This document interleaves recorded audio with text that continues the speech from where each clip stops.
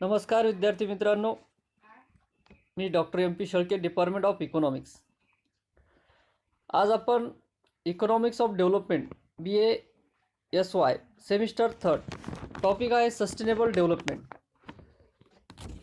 Sustainable development म्हणजे शाश्वत विकास किंवा सर्वसमावेशक विकास, किंवा याला आपण हिंदीमध्ये सतत विकास असं संबोधतो.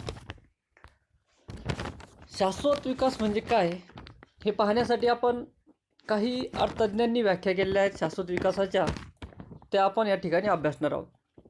त्यानुसार आपलं शाश्वत विकास म्हणजे काय नेमकं, ही संकल्पना जी आहे शाश्वत विकासाची ही समजण्यामध्ये मदत होईल. त्या अनुसार पहिली जी व्याख्या आहे एडवर्ड बार्बियर यांनी व्याख्या केली आहे, सामाजिक आर्थिक विकासाला पर्यावरणीय विकासाची जोड देणे. म्हणजे यांनी सांगितलं, जो आपण सामाजिक विकास करतो, आपला आर्थिक विकास सामाजिक विकासाबरोबर जो आर्थिक विकास करतो, या आर्थिक आणि सामाजिक विकासाला पर्यावरणाची जोड दिली गेली पाहिजे. म्हणजे आपला विकास करत असताना, समाजाचा विकास करत असताना, आपली आर्थिक बाजू भक्कम करत असताना आपण जो काही पर्यावरण आहे, पर्यावरणाचा ऱ्हास न होता हा आर्थिक विकास केला गेला पाहिजे. त्याला आपण या ठिकाणी आर्थिक सामाजिक विकासाला पर्यावरणाची जोड देणे असं म्हणतो. त्यानंतर दुसरी जी व्याख्या आहे, IUCN यांनी 1980 मध्ये एक रिपोर्ट सादर केला होता. या रिपोर्टनुसार त्यांनी या रिपोर्टमध्ये एक व्याख्या केली आहे. ती व्याख्या सजीव व परिस्थितिकीचा विचार करणे, बघा, सजीव व परिस्थितिकीचा विचार करणे, शाश्वतता म्हणजे नैसर्गिक स्रोतांचा असा वापर करणे जो भरून काढता येईल. म्हणजे त्यांनी अतिशय सुटसुटीत अशी या ठिकाणी व्याख्या केली आहे. त्यांनी सांगितलं आहे, सजीव व परिस्थितिकीचा विचार करणे म्हणजे मानव जसा सजीव आहे त्याप्रमाणेच पृथ्वीतलावर ज्याप्रमाणे आपण मानव विकास करत चालला आहे, विकास करत आहे, हा इतर सजीवांचाही विचार केला गेला पाहिजे. मानव विकासामध्ये इतर सजीवांचाही विचार होऊन तो विकास केला गेला पाहिजे. म्हणजे त्यांनाही या पृथ्वीवर राहण्याचा, वावरण्याचा, आपलं जीवन जगण्याचा अधिकार आहे.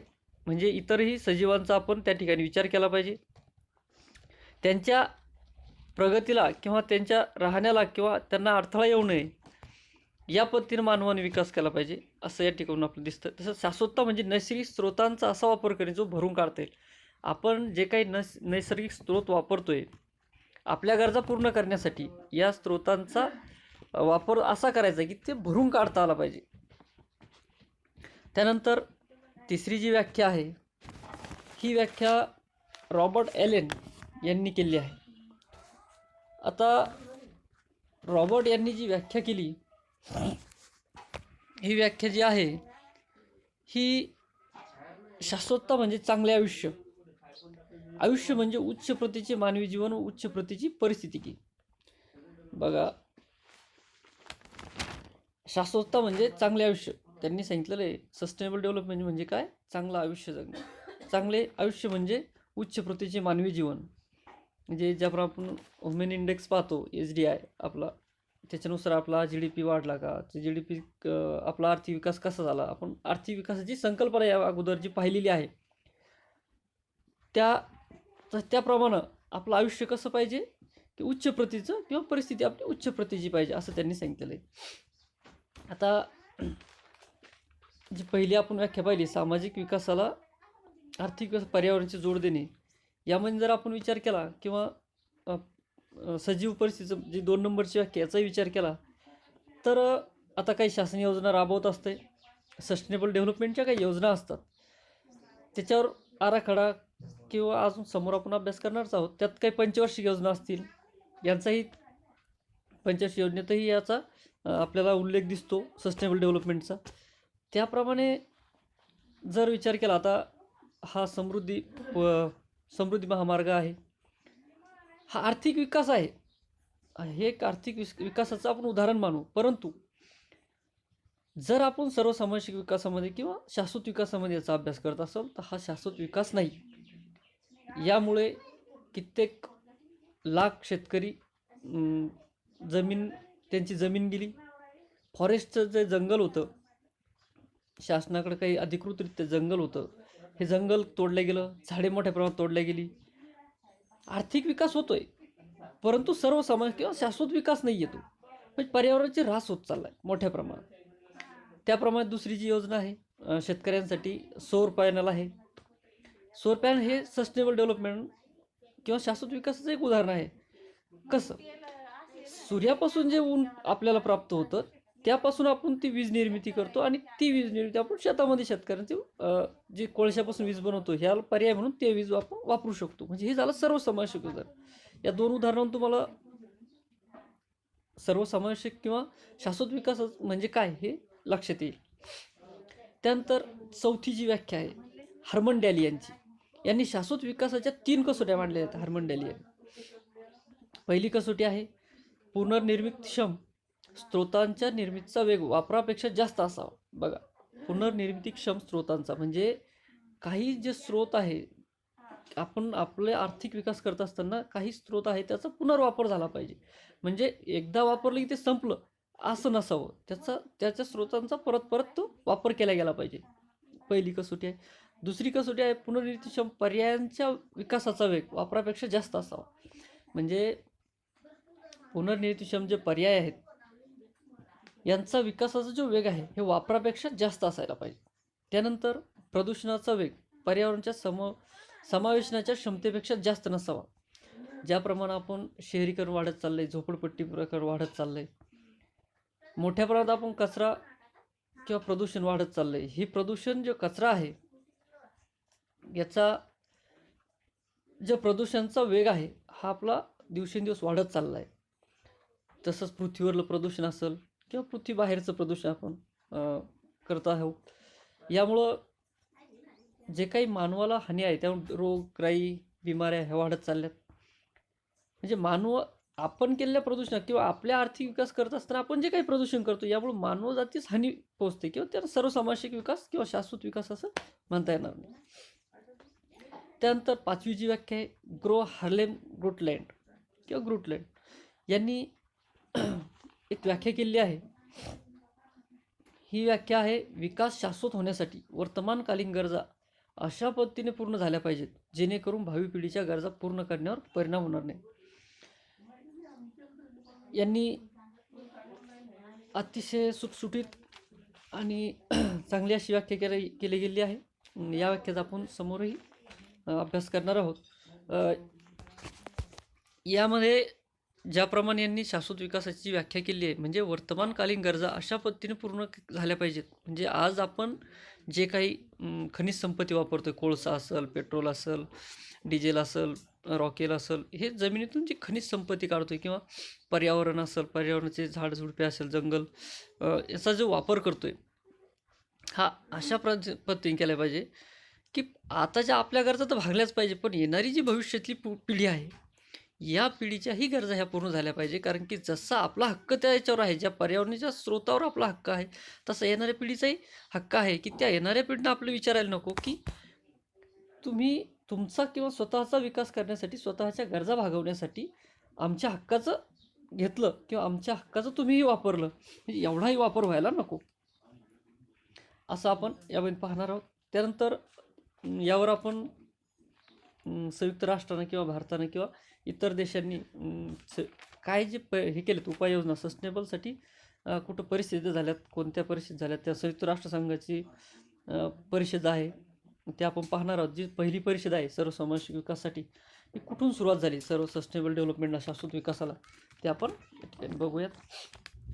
त्यानंतर संयुक्त राष्ट्रसंघाची म्हणजे जी परिषद भरली 1972ला सगळ्यात पहिली, त्या परिषदेला मानवी पर्यावरण परिषद असं नाव आहे. या 1972ला भरलेल्या परिषदेमध्ये आपल्या तत्कालीन पंतप्रधान ज्या होत्या इंदिरा गांधी ह्या हजर होत्या आणि बऱ्यापैकी त्यांनी ही परिषद गाजवली असंही आपला अभ्यासावरून दिसून येतं. ही 1972ला भरली परिषद ती 5 ते 16 जून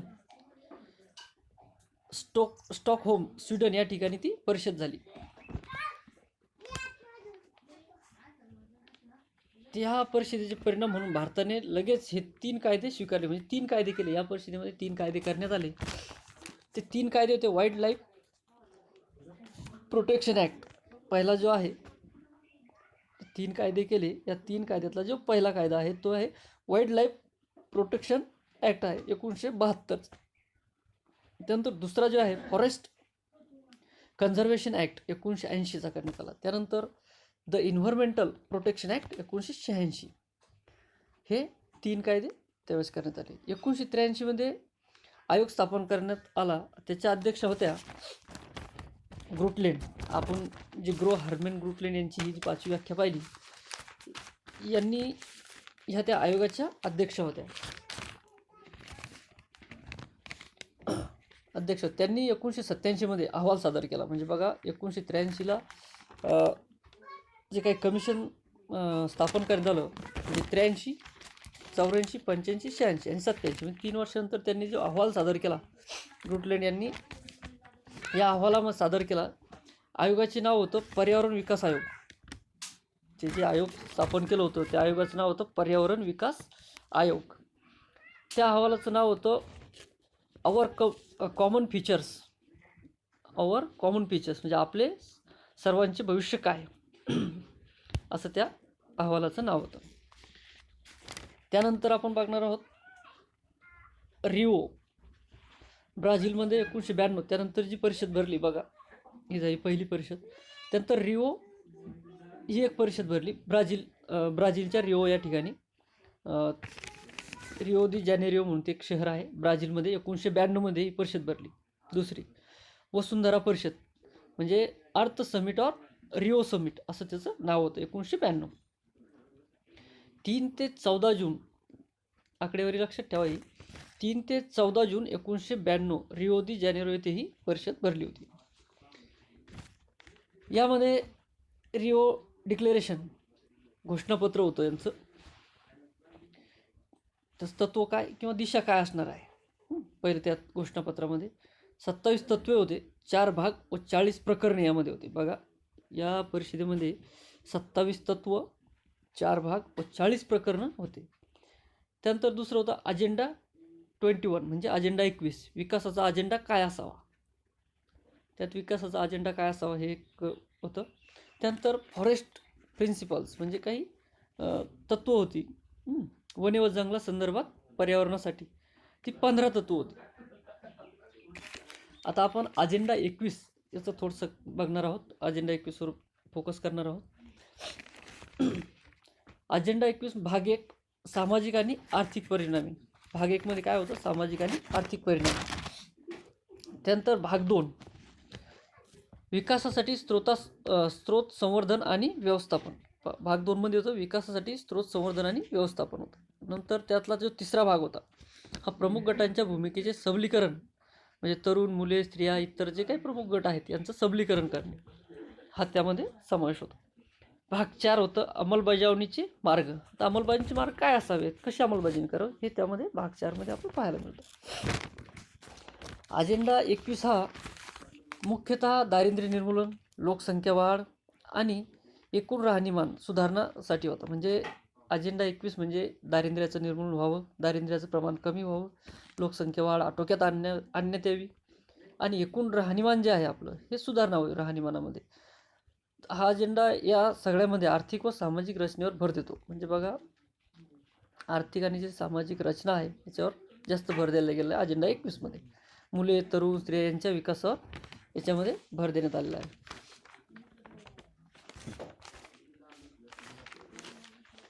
त्यानंतर अजेंडा 21 आता याच्यावर काही वाद आहेत. अजेंडा 21 जो ठरला किंवा ठरवण्यात आला याच्यावर अनेक तज्ज्ञांचे काही आक्षेप आहेत, काही वाद आहेत, ते आपण या ठिकाणी पाहूया. जरी नंबर 1चा वाद आहे अमेरिकेत अजेंडा 21ला विरोध होण्यास सुरुवात झाली. म्हणजे काही युरोपियन कंट्री किंवा त्या काळात आहे त्या अजेंडा 21 मध्ये अमेरिकेमध्ये वाद निर्माण झाला की हा अजेंडा 21 नको, विकसनशील म्हणजे यांचं मत असं आलं की आपल्या सार्वमतावर घाला घालण्यात येईल बा. दुसरा वाद आहे विकसनशील देशात सुद्धा यात विरोध होण्यास सुरुवात झाली. जे विकसनशील राष्ट्र आहे म्हणजे विकसित राष्ट्रात तर याला विरोध झालाच, परंतु विकसनशील राष्ट्रातसुद्धा याला विरोध झाला. यांचं मत असं होतं की आपला सार्वभौमत्व सार्वभौमत्वावर घाला घातला जाईल किंवा हिरावून घेतल्या जाईल. संयुक्त राष्ट्राच्या हातात आपण जाऊ किंवा हे सर्व काही आपण संयुक्त राष्ट्राच्या हातात जायला नको, असं त्यांचं मत होतं. त्यानंतर तिसरा जो वाद आहे, युनायटेड नेशनने एक प्रकरणाचे ऑक्टोपस आहे, म्हणजे युनायटेड नेशन हे एक प्रकारचे ऑक्टोपस आहे असं त्यांचं म्हणत होतं. म्हणजे जाळं आहे, जसं ऑक्टोपस असतं चौकून त्याला, तसं आहे हे. पण हे सगळं ज्यावेळेस अजेंडा 21 राबवण्यात आला, ज्यावेळेस लोकांना कळाला किंवा नंतर जसं त्याचं इम्प्लिमेंटेशन होत गेलं तसं त्यामध्ये सुधारणा होऊन लोकांना ते लक्षात आलं की बुवा अजेंडा 21 हा चांगला आहे. आणि जे काही त्यांचे वाद होते, त्याला जो विरोध होता, हे हळूहळू कमी झाला आणि टप्प्याटप्प्याने ते खोटं ठरलं असं आपलं म्हणता येईल. त्यानंतरची परिषद होती Rio+5 परिषद. तर Rio+5 परिषद ती 23 ते 27 जून 1997 न्यूयॉर्कमध्ये भरण्यात आली. यामध्ये जास्त मोठे काही निर्णय घेण्यात आले नाही. ही परिषद म्हणजे जी काही मागं याच्या अगोदरची रिओ दी जानेरोमध्ये परिषद झाली होती, याच कामाचा कार्यक्रमाचा आढावा घेणे आणि त्याची अंमलबजावणी करणे असं थोडक्यात होतं. काही जास्त मोठे यामध्ये निर्णय नव्हते. त्यानंतर Rio+10 ही परिषद भरली 26 ऑगस्ट ते 4 सप्टेंबर. ही परिषद कधी भरली? 26 ऑगस्ट ते 4 सप्टेंबर 2002 जोहान्सबर्ग या ठिकाणी ती भरली. त्यानंतर या परिषदेमध्ये काही जास्त मोठे निर्णय घेण्यात आलेले नाही. तसंच शतकोत्तर परिषद म्हणून आहे. आता एक पूर्ण शतक पूर्ण झाल्यानंतर 1972 नंतर म्हणजे 2000मध्ये 100 वर्ष पूर्ण झाले, त्याला मिलेनियम समिट असं म्हणतात किंवा शतकोत्तर परिषद. ती 2000मध्ये 5 ते 8 ऑक्टोंबर 2000 न्यूयॉर्क. तर न्यूयॉर्क हे शहर आहे, या न्यूयॉर्क शहरामध्ये ही परिषद भरवण्यात आली. आणि यामध्ये 8 गोल ठरवण्यात आले किंवा 8 गोल विकासासंदर्भात, सस्टेनेबल शाश्वत विकास संदर्भात जे 8 गोल होते हे ठरवण्यात आले. या गोलला आपण मिलेनियम डेव्हलप्ड गोल म्हणतात. मिलेनियम डेव्हलपमेंट गोल असं आपण त्याला म्हणतो. 2000मध्ये ठरलेल्या गोलला 2015मध्ये पूर्ण करण्याचे उद्दिष्ट होते. म्हणजे 2000 या मिलेनियम डेव्हलपमेंट गोल जे काही ठरवले 2000मध्ये न्यूयॉर्क या शहरामध्ये ज्या परिषद झाली त्या परिषदेमध्ये, आणि हे गोल पूर्ण करण्याचं किंवा लक्ष जे ठरलं होतं ते 2015 होतं. म्हणजे 2015पर्यंत हे गोल पूर्ण करायचे. सदस्य विकास ध्येय म्हणजे जे काही सदस्य राष्ट्र आहे त्यांचं विकास ध्येय म्हणजे MDGs मिनिमम डेव्हलपमेंट गोल्स. त्यानंतर संयुक्त राष्ट्रसंघ म्हणजे 8 ध्येय, एकूण किती 8 ध्येय ठरले, 21 लक्ष. त्यामध्ये काय काय होतं? 8 ध्येय ठरवले म्हणजे गोल ठरवले, 21 लक्ष म्हणजे टार्गेट होते, 21 टार्गेट ठरवलं, आणि 60 निर्देशक म्हणजे इंडिकेटर्स होते 60.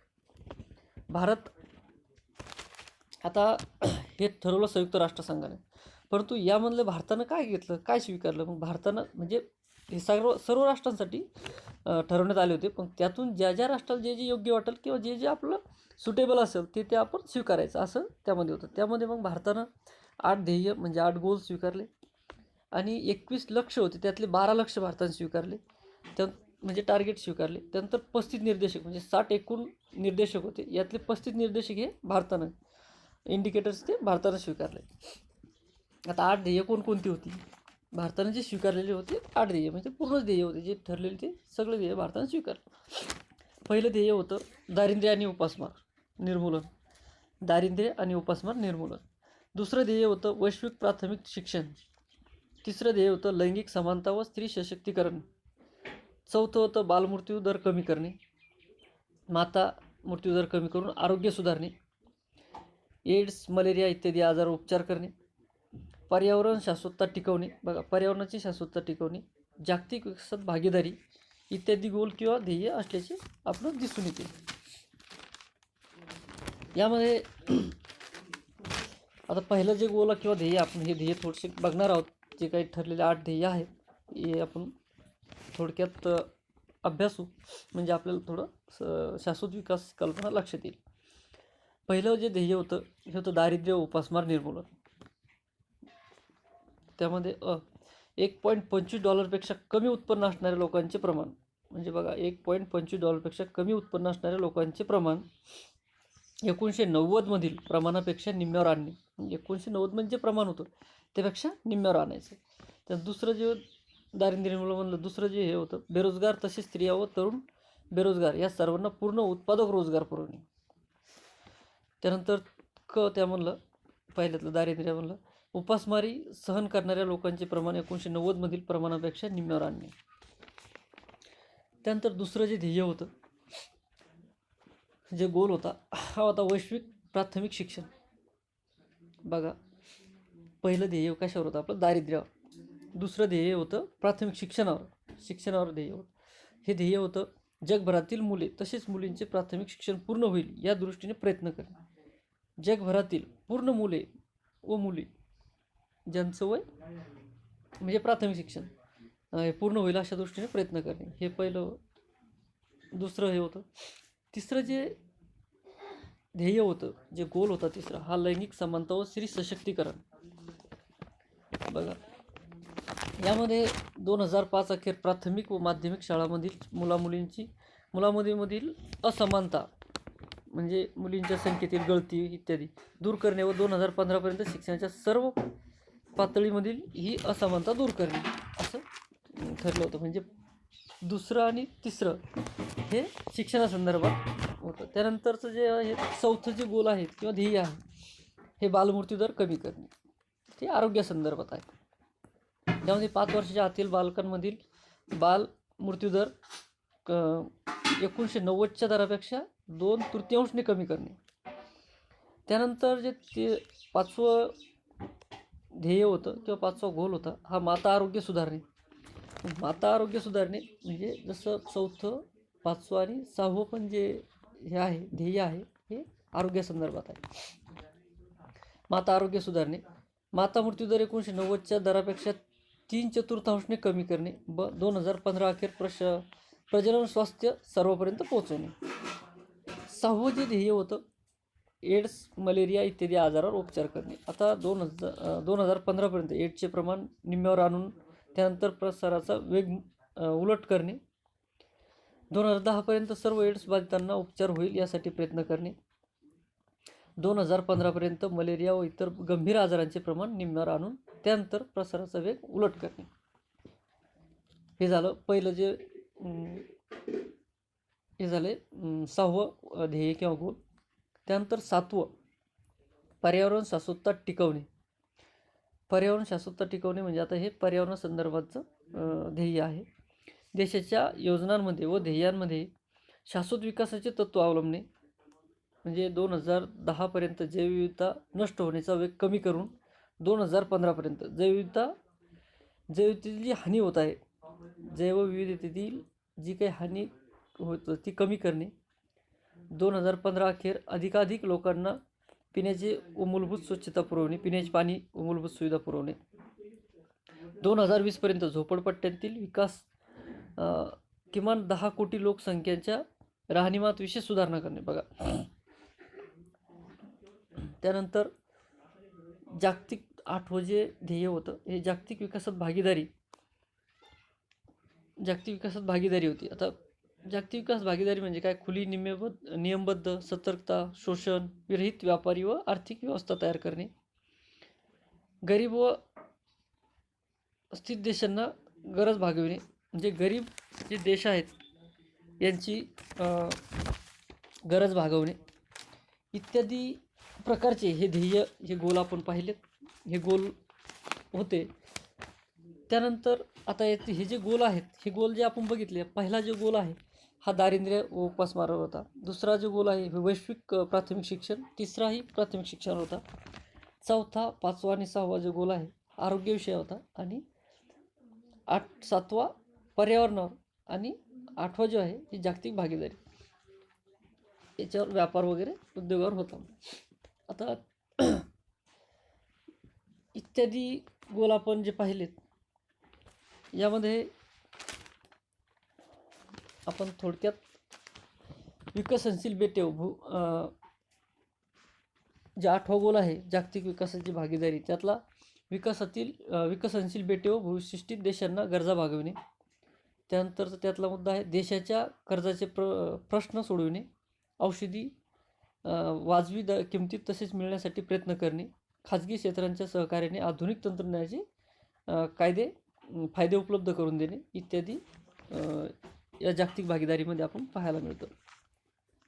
त्यानंतर 2012मध्ये रिओ+20 परिषद रिओ दी जानेरो या ठिकाणी परत भरली.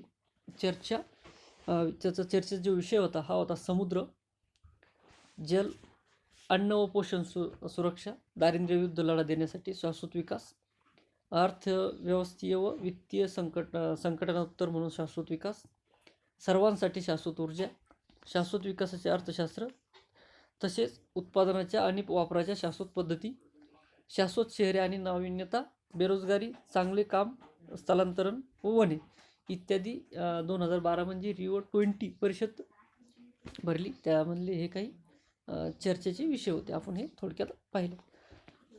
रिओ+20ने एक जो अहवाल सादर केला, जो प्रकाशित केला, त्याचे नाव होते द फ्युचर वी वांट.